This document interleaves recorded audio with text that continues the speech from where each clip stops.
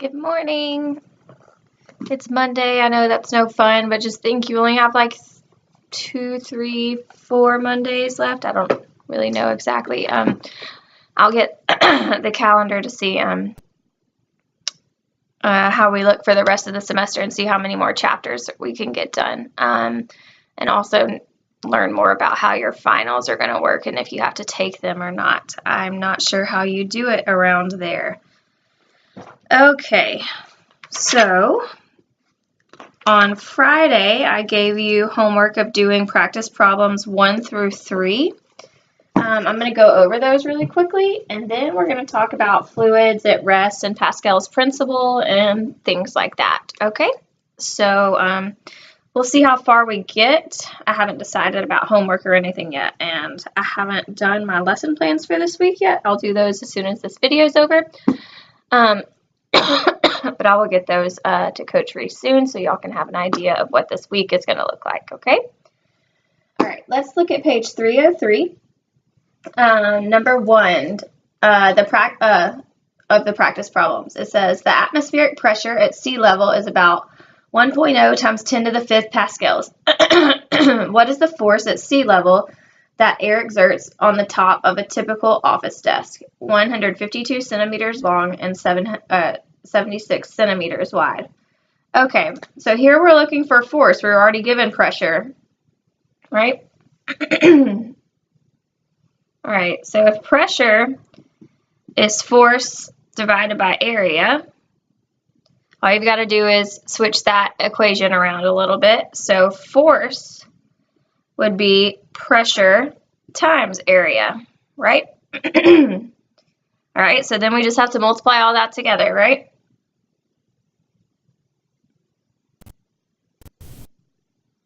So we've got our pressure is 1.0 times 10 to the 5th pascals. All right, and then our area is our length, times our width, but let's change that to meters. So 1.52 meters and 0.76 meters. Sorry, I'm getting over a little bit of a cold. All right, so when you multiply that together, you get 1.2 times 10 to the 5th newtons. Okay, it's pretty easy. All you got to do is change your equation to force because you're looking for force.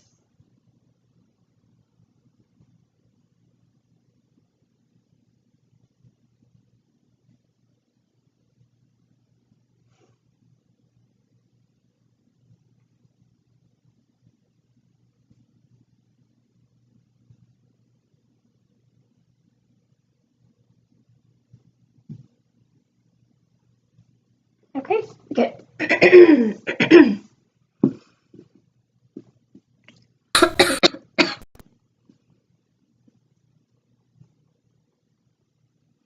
All right.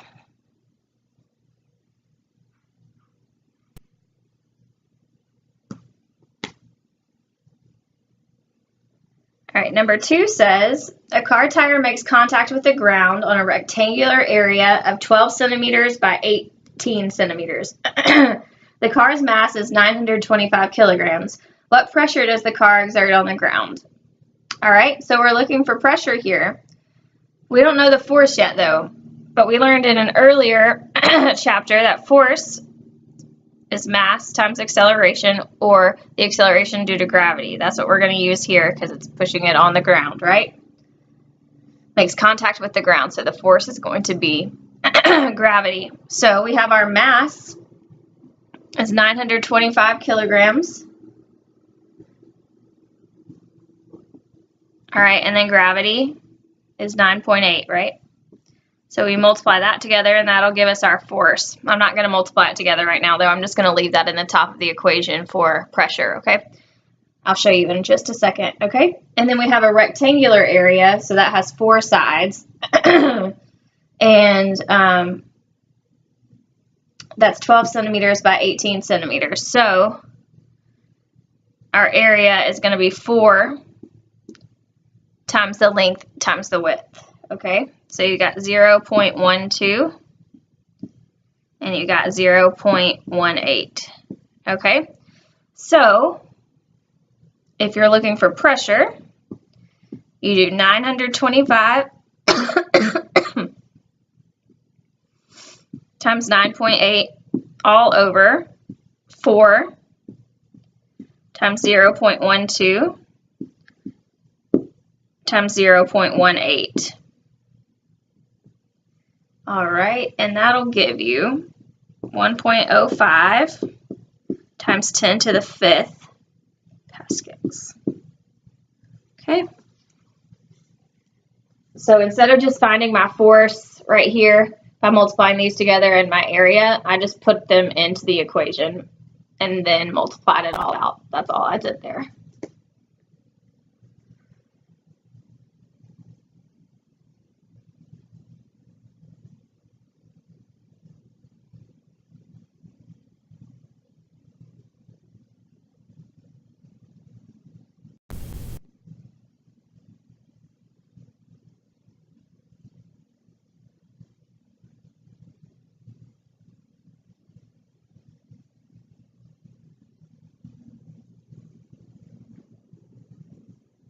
Okay. Number 3, you won't have one like number 3 on your test, but I just want to show you how to do it really quick.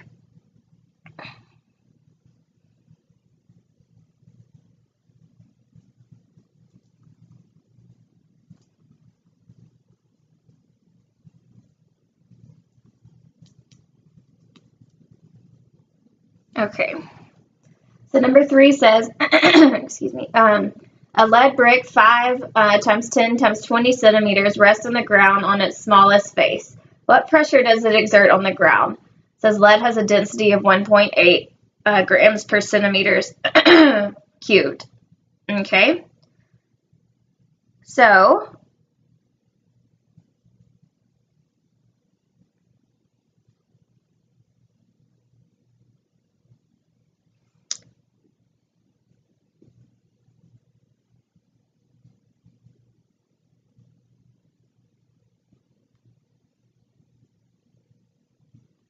to get the force, what you have to do is F times G, but to find the force, you have to use the density here, okay?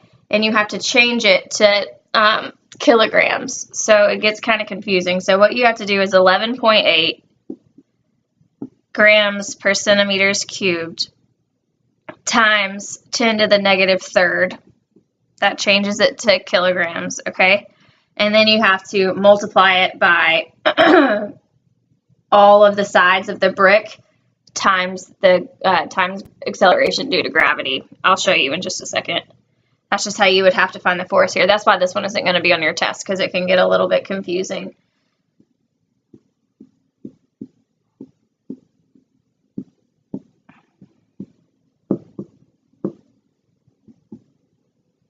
But I want to show you how to do this just in case you'll need it for college or something like that. Okay, so this is how you would find your force here. You just have your density, changing it to kilograms, and then you have all of the sides of the brick times your acceleration due to gravity, and that gives you 116 newtons.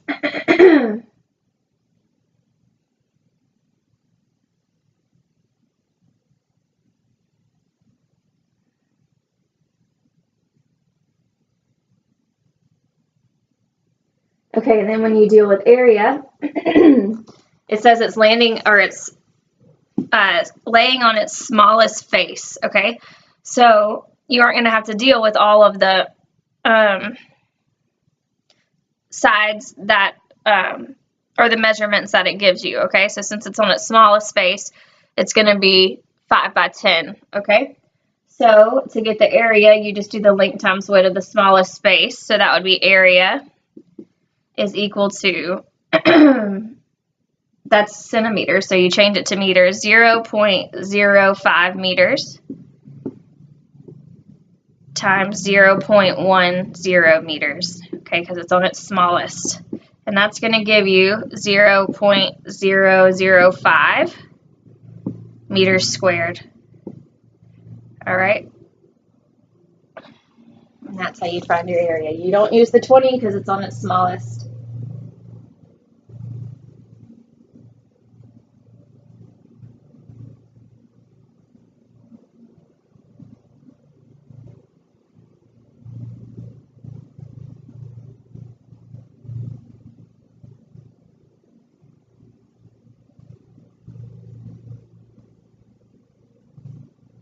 Okay, good. Now that we have our force in our area, we just have to divide those two together to get our pressure.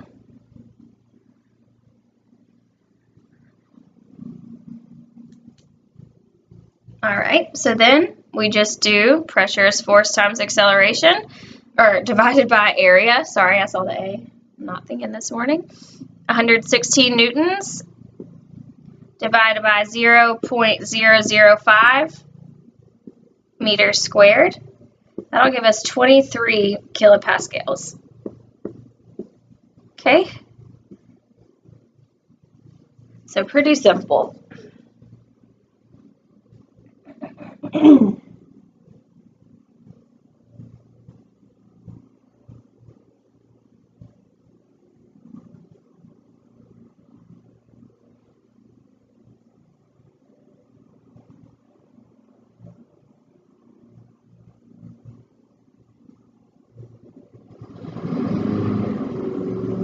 Okay, good. All right, now let's move on. We're going to look at fluids at rest and Pascal's principle. Have some coffee.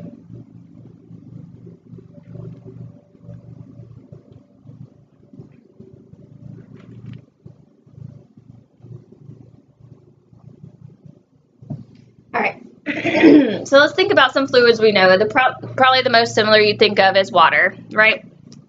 Then we also have things like honey, oil, tar, things like that. Air. Think about how these fluids are alike and how they're different. Every fluid has its own property, right? Such as sticky or watery. If it's water, it's going to be watery, right? Honey is going to be more sticky. To make it easier to compare the behavior of fluids, you can use an ideal fluid as a model. An ideal fluid has no internal friction among its particles, and so we're going to, for the rest of the discussion right now, we're going to deal with an ideal fluid, okay? Just imagine that's what we're dealing with, okay? So we're going to look at Pascal's principle. If you've ever dived deep into a swimming pool or lake, you know that water also exerts a pressure, right? Your ears will pop. Sorry. Your ears will pop when you get further and further down, right? Your body is really sensitive to water pressure. You've probably noticed that the pressure you felt on your ears did not depend on whether your head was, like, if it was upright or if you had tilted it or something. That doesn't really matter. If your body is vertical or horizontal, the pressure is pretty much the same on all of your body, right? Blaise Pascal, a French physician, noted that the shape of the container has no effect on the pressure of the fluid it contains at any given depth. So that's why it doesn't matter if your body is in different positions. It's still the container doesn't matter which way the container sits and all of that. He discovered that any change in pressure applied at a point on a confined fluid is transmitted undiminished throughout the fluid. This became as his principle, Pascal's principle, okay? So make sure you know kind of the definition of that. So every time you squeeze a tube of toothpaste, you demonstrate that principle. The pressure on your fingers exerts at the bottom of the tube is transmitted through the toothpaste, right? Forcing the paste outside at the top, right? Hopefully that makes sense. All right, so when fluids are used in machines, such as hydraulic shifts, to multiply forces, Pascal's principle is also being applied. And in a hydraulic system, a fluid is confined to two connecting chambers. You can see that in figure 13.4 on page 304, if you look there. Each chamber has a piston that is free to move. If force F1, you see that on the far left over there in piston 1, is exerted on the first piston with a surface area of A1. You see A1 also right there. The pressure P exerted on the fluid can be determined by P1 equals F1 over A1. So it's kind of just like the same thing that we were doing before. And the same will go for the second piston.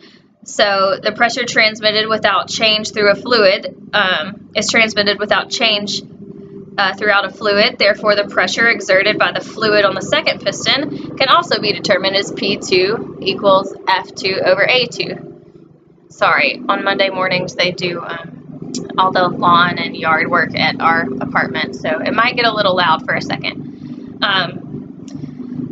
So going back to 304, because pressure P2 is equal in value to P1, you can determine the force exerted by the hydraulic shift because F1 over A1 equals F2 over A2, right? So the pressures would be the same. So then the force exerted by the second piston is shown by the following equation. F2 equals F1 A2 over A1, okay?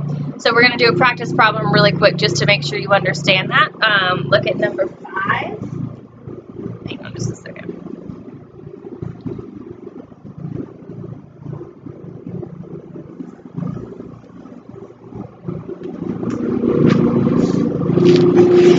Okay.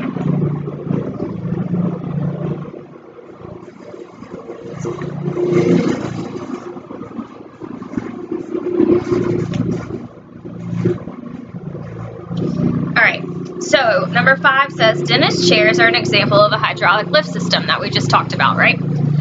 If a chair weighs 1,600 newtons and rests on a piston with a cross-sectional area of 1,440 centimeters squared, what force must be applied to the smaller piston with a cross-sectional area of 72 centimeters squared to lift the chair?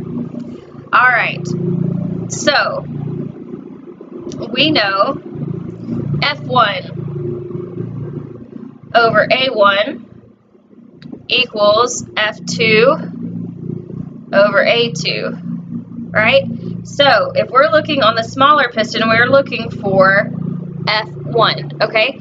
So we can rearrange that to be F1 equals F2 A1 over A2. Okay, so that's all I'm doing is rearranging this problem right here.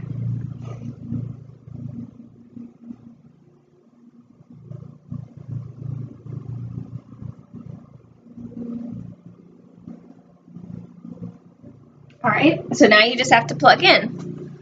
So our force, 1,600 newtons.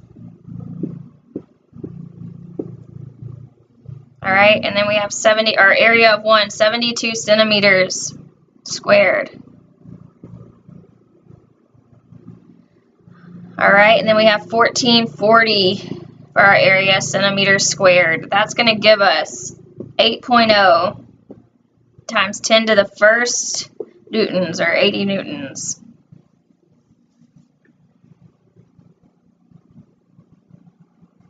So I just plugged in there.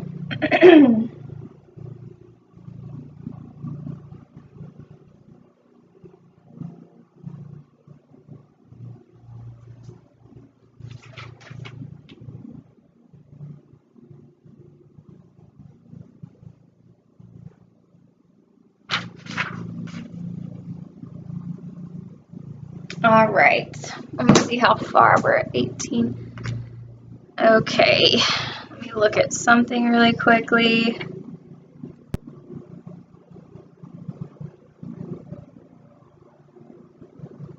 Swimming. All right, we're gonna go over Archimedes' principle and buoyancy really quickly, but we're gonna stop at page 306. It might not be a super long lecture, but I don't think we'll have enough time to get all the way through sinking or floating and then going through that example problem. So we'll start with sinking and floating tomorrow. But right now we're going to go to swimming under pressure. All right, so when you're swimming, you can observe like another property of fluids, right? You feel the pressure of the water as you dive deeper. So remember that the pressure in a fluid is the same in all directions. Remember, the container doesn't matter. And that the pressure of the force on a surface is divided by its area. The downward pressure of the water is equal to the weight Fg of the column of water above its surface area A. So if you look at that equation right there, it's P equals Fg over A. So you can find the pressure of water above you by applying this equation. The weight of the column of the water is Fg equals m times g, right? We learned that Fg is m times g a long time ago, right? But it's just reminding you again. And the mass is equal to the density of the water times its volume. M equals P times volume, so density times volume, which I can't remember when I learned this. I don't know if you guys knew that already or what you learned that in. That's just something that I remembered, but I don't remember how I learned it. Okay, so It's basically the mass is the density times the volume, okay? You also know that the volume of the water is the area of the column times its height. So the volume is area times height. It can also be that. So these are some equations you might have to use in your problems just to find certain things. Sorry, okay. All right, so therefore Fg equals density times area times height times G. All right, so the pressure can now be determined. P equals Fg over A equals density times area times H times G over A. So that could also just be, you're getting rid of your areas, so density, height, G. Okay, so the pressure of the water on a body depends on the density of the fluid, its depth, and G. As noted by Pascal, the shape of its container, such as shown as figure 13.5, has no effect on the pressure. So look at 304. The equilibrium tubes show that this container's shape has no effect on the pressure. The pressure is still the same in all parts of that container, and the containers look very diverse, right? Pressure still the same, okay? So let's look at buoyancy and the buoyant force, okay? The increase of pressure with depth has an important consequence. To allow you to swim. That is, it creates an upward force called the buoyant force. So the upward force when you're in the water is the buoyancy, okay? On all objects, by comparing the buoyant force on an object with its weight, you will know if the object will sink or float. I ask my nephew this all the time because there's like a simple principle that you know if something will sink or float if it's in water, because you know you have to know the density of water. So suppose that a box is immersed in water. It has a height L, and its top and bottom each have a surface area A. Its volume then is V equals L times A. Water pressure exerts force on all sides. If you look at figure 13.6, you can kind of see an example of this. Will the box sink or float? As you know, the pressure on the box depends on its depth, H. To find out if the box will float in the water, you will need to determine how the pressure on the top of the box compares with the pressure below the box. So if you look at the equations, you got F top equals P top times A times density HGA. You see it right there? Or it'll be for the bottom, it'll be F bottom equals P bottom times A equals density, and then you put in parentheses length times height, and then you have G times area. Okay. On the vertical sides, the forces are equal in all directions, so there is no net horizontal force. The upward force on the bottom is larger than the downward force on the top. So there is a net upward force. So the buoyant force can now be determined by the buoyant force is the F bottom minus the force of the top, okay? Or just breaking it down even further, it can be density times volume times G, okay? So this shows that the net upward force is proportional to the volume of the box. The volume is equal to the volume of the fluid that was displaced or pushed out of the way by the box. Therefore, the magnitude of the buoyant force, density, volume times G, is equal to the weight of the fluid displaced by the object. So this is what was discovered by Archimedes, okay? So this is Archimedes' principle. It states that an object immersed in a fluid has an upward force on it equal to the weight of the fluid displaced by the object, okay? So the force does not depend on the weight of the object, only on the weight of the displaced fluid. So it does not depend on the weight of the object, only of the weight of the displaced fluid. So that's why it seems like you're like, that doesn't seem like it would float because it's really heavy. It doesn't matter, okay?